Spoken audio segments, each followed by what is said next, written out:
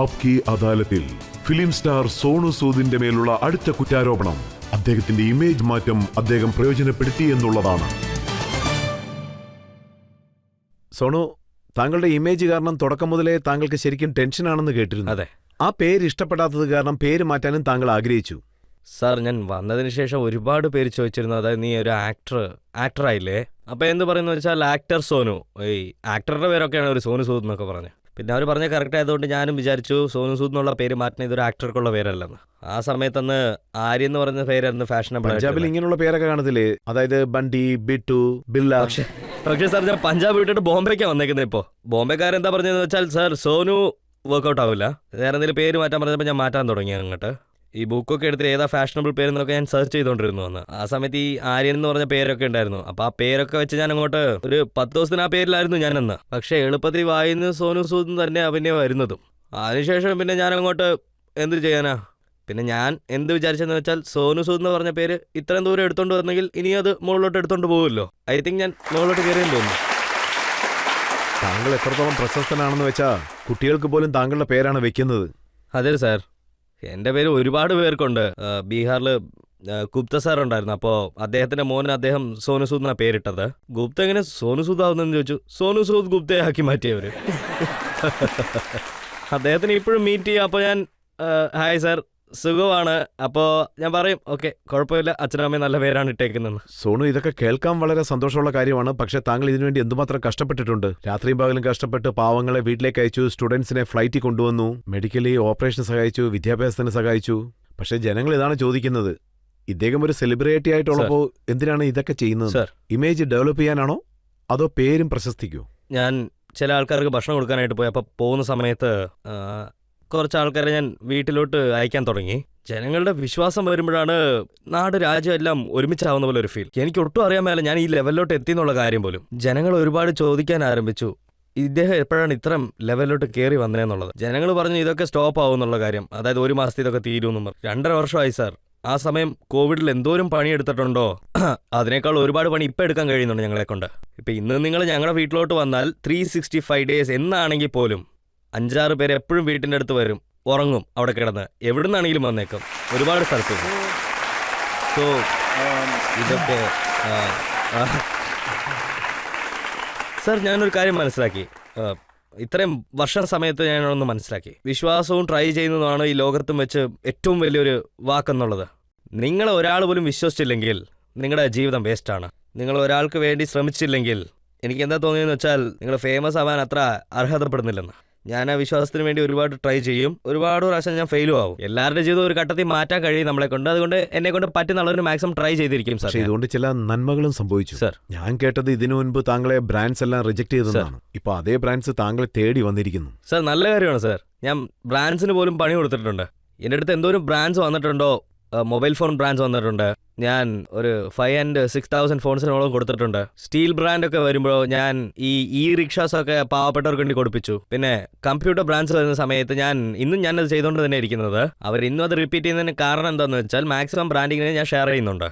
പിന്നെ ഇന്ന് ഞാൻ നാട്ടിലൊന്നും ചെയ്യാത്തവർക്ക് സ്ഥാനമില്ലെന്ന് ഞാൻ ഒരിക്കലും പറയത്തില്ല. പക്ഷേ ഇതുവരെ എനിക്ക് എന്താ തോന്നിയെന്ന് വെച്ചാൽ ഇതുവരെ എല്ലാവരും എൻ്റെ അടുത്ത് പൈസ മാത്രമേ ചോദിച്ചിട്ടുള്ളൂ. പിന്നെ ഒരുപാട് പേർക്ക് ഇപ്പോൾ ബട്ട്വാര ചോദിക്കുന്നതുകൊണ്ട് എനിക്ക് വളരെ സന്തോഷമുണ്ട്. അതൊക്കെ I enjoy the space sir. പക്ഷെ ബ്രാൻഡ്സ് ഒക്കെ നോക്കിയാൽ ഏത് വ്യക്തിയാണോ ട്രെയിനിൽ അൺറിസർവ്ഡിൽ മുംബൈയിലേക്ക് വന്നത് സാർ, അദ്ദേഹത്തിൻ്റെ ഫോട്ടോ ഫ്ലൈറ്റിൽ വരെ കാണുന്നു സാർ. ഫ്ലൈറ്റിൽ വലിയ എഴുത്തിൽ സോനു സൂദ് എന്ന് എഴുതിയിരിക്കുന്നതും കാണാൻ സാധിക്കുന്നു sir. Actually really I feel very humble. ഞാനിത്രയും ഡിസേർവ് ചെയ്യുന്നതെന്ന് പോലും എനിക്ക് അറിയത്തില്ല. പക്ഷേ ഞാനത് കാണുമ്പോൾ ആദ്യം എൻ്റെ പാരൻസിനെയാണ് ഫസ്റ്റ് മിസ് ചെയ്യുന്നത് സാർ. പിന്നെ ഇതൊക്കെ കാണാനായിട്ട് അവരുണ്ടായിരുന്നെങ്കിൽ നന്നായിരുന്നേനെ സാർ. പക്ഷേ എനിക്ക് എൻ്റെ അമ്മ പറഞ്ഞ 2 വാക്ക് ഓർമ്മയെ വന്നിരുന്നു സാർ. അന്ന് കൊച്ചു പ്രായത്തിൽ അമ്മ എൻ്റെ അടുത്ത് ഒരുപാട് കാര്യങ്ങൾ ഷെയർ ചെയ്തിട്ടുണ്ട്. നിൻ്റെ ജീവിതത്തിലെ പേനയിൽ ഈ ആശംസകളുടെയൊക്കെ ഒരു ഇങ്ക് നിറച്ചാൽ നിന്റെ തലയിലെഴുത്തൊക്കെ ഇവിടെയല്ല, നിന്റെ മാനത്ത്, അതായത് മാനത്തിലായിരിക്കും എഴുതിയിരിക്കുന്നത്.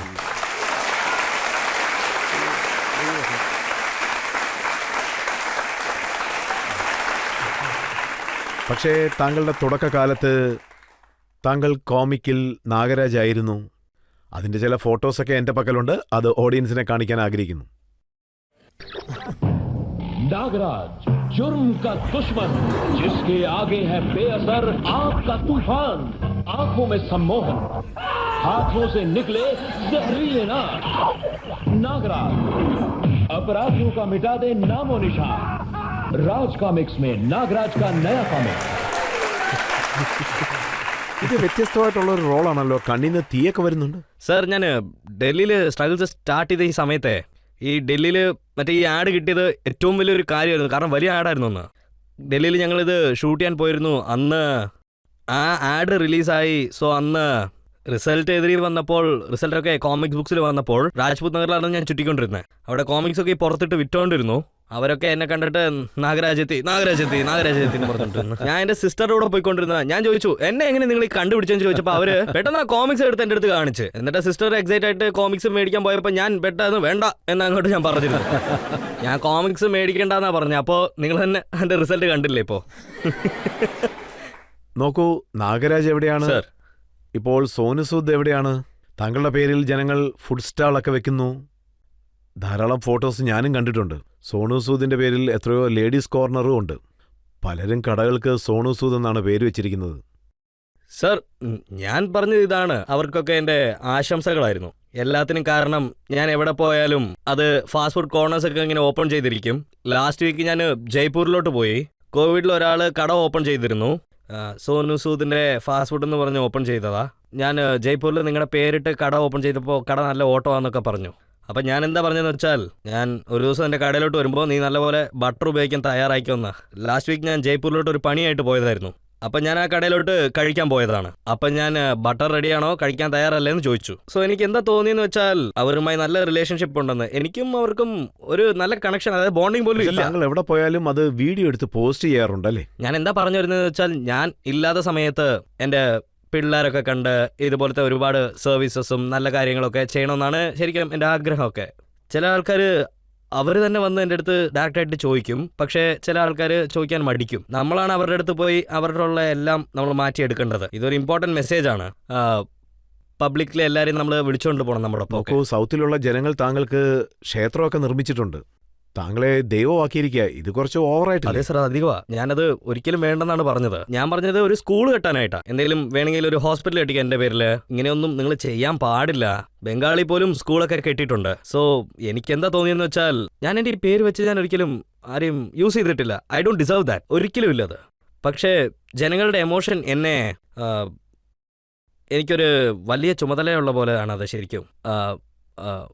ആ വിശ്വാസം ഞാൻ ഒരിക്കലും കളയത്തില്ല സാറേ, ശരിക്കും പറയണേ. സോണു, പലരും ഇങ്ങനെയൊക്കെ ചെയ്യാറുണ്ട്. അക്ഷയകുമാർ 25 കോടി രൂപയാണ് നൽകിയത് കോവിഡിന് വേണ്ടി. പക്ഷെ അദ്ദേഹത്തിന്റെ പേരൊന്നും പുറത്തു വന്നില്ലല്ലോ. സർ, അദ്ദേഹത്തിന്റെ പേരും വന്നിരിക്കും ചിലപ്പോൾ. എല്ലാവരും അവരവരുടെ ലെവലിൽ നല്ലതാണ് ചെയ്തുകൊണ്ടിരിക്കുന്നതെന്നാണ് ഞാൻ വിചാരിക്കുന്നത് ശരിക്കും. പക്ഷേ പേഴ്സണലി ഞാൻ പറയുന്നത് തോളത്ത് കൈയിടുന്നത് നല്ലതാണെന്നാണ് ഞാൻ വിചാരിക്കുന്നത് സാർ എപ്പോഴും. സോ മറ്റൊരു കാര്യം എന്താണെന്ന് വെച്ചാൽ, ഞാൻ സാധാരണ വീട്ടിലിരിക്കുമ്പോൾ വീടിൻ്റെ താഴെ പാൽക്കാരനുണ്ടാവും. അപ്പോൾ അവരുടെ മക്കള് സാധാരണ എൻ്റെ ഡ്രൈവർ അവരുടെ അടുത്ത് ചോദിക്കും, ഇല്ലെങ്കിൽ പാൽക്കാരൻ ചോദിക്കും, വാച്ച്മാൻ എല്ലാവരും ചോദിക്കും എന്തൊക്കെയാണ് അവരുടെ ആവശ്യം സാറിൻ്റെ അടുത്ത് പറയാമെന്നൊക്കെ പറഞ്ഞ്. അമിതാഭ് ബച്ചനും എത്രയോ ചെയ്തിട്ടുണ്ട്. അതിന്റെ ഡീറ്റെയിൽസ് എൻ്റെ കയ്യിലുണ്ട്. സൂപ്പർ. 15 കോടി രൂപ ചെലവാക്കി 4 ലക്ഷം തൊഴിലാളികൾക്ക് ആഹാരം അദ്ദേഹം നൽകി. UP-യിലും ബീഹാറിലും പോകാൻ 30 ബസ് ബുക്ക് ചെയ്തു കൊടുത്തു. അദ്ദേഹം 2800 അതിഥി തൊഴിലാളികൾക്ക് അവരുടെ നാട്ടിലേക്ക് പോകാൻ ഏർപ്പാട് ചെയ്തു കൊടുത്തു. ഇൻഡിഗോ എയർലൈൻസിന്റെ 3 ചാർട്ടേഡ് ഫ്ലൈറ്റിന്റെ ചെലവെല്ലാം അദ്ദേഹം ചെയ്തു. 250 ബെഡും ഓക്സിജന്റെ ഏർപ്പാടും അദ്ദേഹം ഹോസ്പിറ്റലിലേക്ക് ചെയ്തു. ഹോസ്പിറ്റലിൽ വെന്റിലേറ്റർ ഏർപ്പാട് ചെയ്തു. കോവിഡിൽ അച്ഛനും അമ്മയും നഷ്ടപ്പെട്ട കുട്ടികളെ അദ്ദേഹം അഡോപ്റ്റ് ചെയ്തു. പക്ഷേ ബച്ചൻ സാറിനെ മറന്നിട്ട് സോണു സൂദിനെ പറ്റിയാണല്ലോ എല്ലാവരും പറയുന്നത്. ഇല്ല സാർ, അത്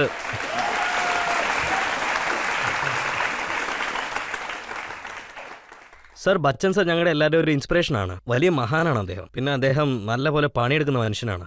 അദ്ദേഹം കാണിച്ച ഒരു വഴിയിലാണ് ഞങ്ങൾ പൊക്കോണ്ടിരിക്കുന്നത് സാർ. പിന്നെ അത് പോകുന്നുണ്ട് ഞങ്ങളിങ്ങനെ. അക്ഷയെ പറ്റിയും അമിതാഭ് ബച്ചനെ പറ്റിയും ജനങ്ങളോട് പറഞ്ഞപ്പോൾ ഒരാൾ പറഞ്ഞത് എന്താന്ന് വെച്ചാൽ, സോണുവിന്റെ ഫിലിമിൽ ഒരു ഡയലോഗുണ്ട്, ഭായിയുടെയും ഡോണിന്റെയും മുകളിൽ ഒരു കിങ് ഉണ്ടെന്ന്. സാർ, അത് എൻ്റെ സിനിമയുടെ ഡയലോഗാണ്, അതായത് സിംഗ് ഇസ് കിങ്. ബട്ട് എനിക്ക് എന്താ തോന്നുന്നത് വെച്ചാൽ അവർക്ക് വലിയ ലെജൻസ് ആണ് സാർ. ഞാൻ ഇപ്പോഴാണ് ജീവിതം തുടങ്ങിയത്. ഇനിയും ഒരുപാട് ദൂരങ്ങളുണ്ടല്ലോ സാർ പോകാനായിട്ടൊക്കെ. ബട്ട് ഞാൻ അവരെ കണ്ടൊക്കെ ഇൻസ്പയർ ആയിട്ടുണ്ട് സാർ. ഞാനൊരു ബാക്ക് ബെഞ്ചറാണ്.